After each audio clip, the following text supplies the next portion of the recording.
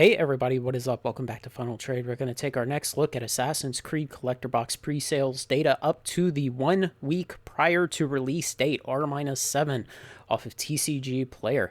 In the entire pre-release period up to 1 week prior to release, it is now sold 1,087 boxes, only adding a further 200 boxes in the last week.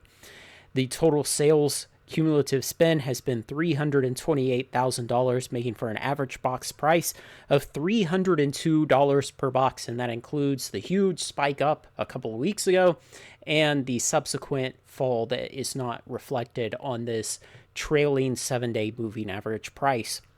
Now, that makes an average profit for a card store who bought these at approximate wholesale prices of about $70 per box.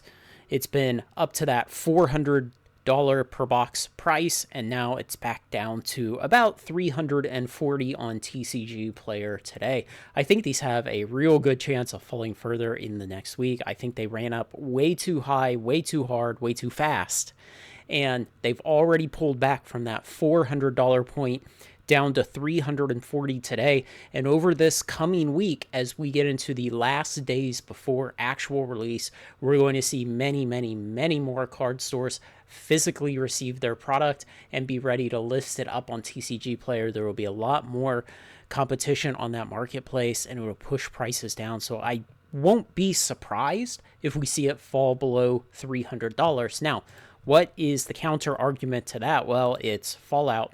And if we look at Fallout, and especially if we take Fallout out to 60 days and we plot it, you see this price of Fallout kept going way up into the 450s on the 7-day moving average if we look out to 60 days post-release.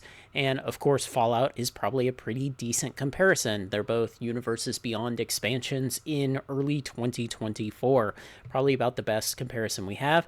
And we can even see that the cumulative spend as of this point, R-7 in the pre-release time period, is about the same on the cumulative spend. So, we have those two kind of arguments pulling against each other, and we'll see which way it goes. Much depends on distribution of things like the good cards that people actually want to play with, distribution of serialized cards, how big the serialized print runs were, and thus how big the overall collector box print run was.